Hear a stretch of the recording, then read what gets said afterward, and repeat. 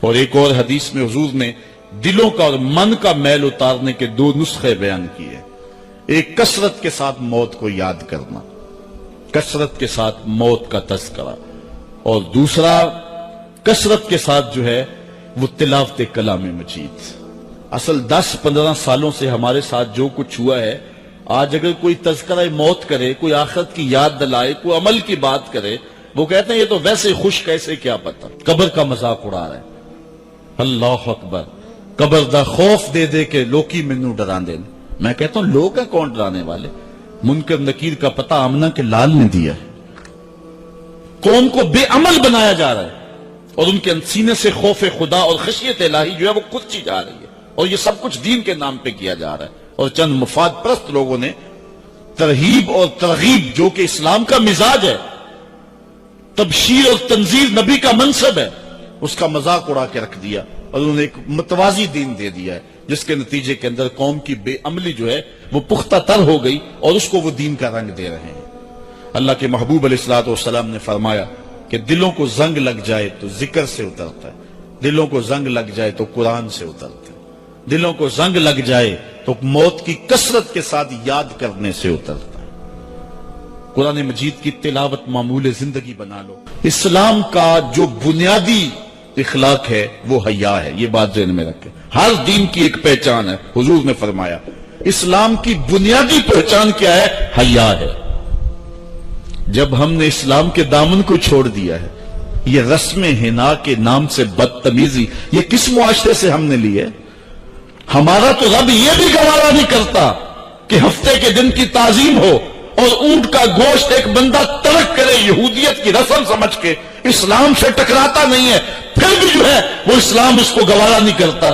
اور کیا بہوؤں بیٹیوں کا تماشا لگایا، اور نیم برہنہ بیٹیاں لوگوں کی شہوانی نگاہوں کے سامنے ہیں، اور باپ بھی کھڑا ہے اور بیٹا بھی کھڑا ہے. نہ باپ کی آنکھوں میں حیا ہے، نہ بیٹے کی نظروں میں حیا ہے، نہ بھائیوں میں غیرت ہے، اور کہتے ہو اللہ کی رحمتیں ہمارے اوپر نازل ہوں. یہ تو شکر کرو پتھر نہیں برستے محمد عربی کے قدموں کا صدقہ. اگر ان کی رحمت نہ ہو درمیان میں ابھی آگ لگ جائے دونوں جہاں میں. یہ تو ان کی رحمت ہے کہ پتھر نہیں برستے. پچھلی قوموں نے ایک ایک جرم کیا، کسی کے اوپر پتھر برسے، کسی کے اوپر خون برسا، کسی کے اوپر ایسا زلزلہ آیا کہ نیچے والی جگہ اوپر اور اوپر والی بستیاں نیچے. لیکن اس امت پر ایسا نہیں ہوگا.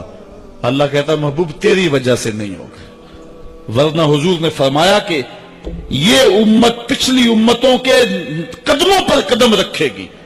یہاں تک حضور نے فرمایا کہ اگر کسی شخص نے اپنی ماں کے ساتھ بھی زیادتی کیا تو یہ وہ بھی کریں گے. اور دیکھ رہے ہیں کیا کچھ نہیں ہوا. قبروں سے مردے اکھاڑ کر کے ان کی بے حرمتی نہیں کی جا رہی. کبھی ایسا بھی ہوا تھا؟ کیا کچھ نہیں ہو رہا؟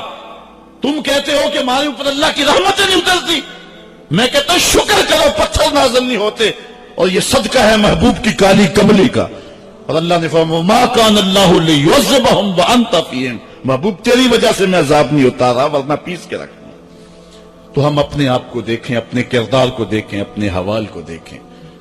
سر سے لے کر پاؤں تک ہم اسلام میں آ جائیں. چھوڑیں آدھا تیتر آدھا بٹیر. جہاں جی چاہا اسلام کے دامن میں آگے اور جہاں جی چاہا ادھر چلے جائے. مسجد میں بھی چندہ دیا اور ہوٹل میں بھی شراب پی. رب بھی خوش رہے، شیطان بھی راضی رہے. ایسا نہیں ہوگا.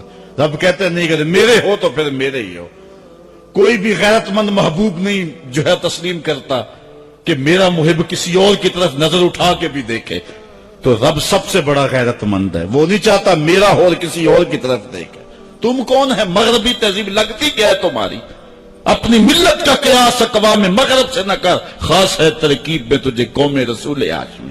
تم غیروں کی نکالیاں کرتے پھرتے ہو. تمہارے سامنے سیدہ عائشہ کی سیرت موجود نہیں ہے. تم مغرب کی ٹینوں بننے کی کوشش کرتی ہے میری بیٹی. تیرے سامنے محمد کی بیٹی فاطمہ کا نقشہ نہیں ہے. کدھر بھاگ رہی ہے؟ یہ بال کھول کے بازار میں کون جا رہا ہے؟ یہ نیم برہنہ کون جا رہا ہے؟ دیکھ محمد عربی تجھے کیا آواز دے رہے ہیں. ان کا لہجہ کیا، اس کو سن اور زندگی کو اس کی مطابقت میں گزار. اصل ہمارے دل زنگ آلود ہو گئے. اس دنیا کے اس ماحول نے ہمیں اس طرح کر دیا ہے کہ آج ہمیں سمجھ نہیں آ رہی کہ ہم کدھر جائیں. علماء فرماتے ہیں جب دل زنگ آلود ہو جائیں تو پاک لوگوں کی صحبت اختیار کرو.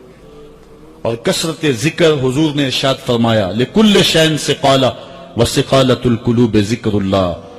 ہر شے کا زنگ اتارنے والی کوئی چیز ہے. دلوں کا زنگ لگ جائے تو اللہ کا ذکر کیا کرو، دلوں کا زنگ اتر جائے.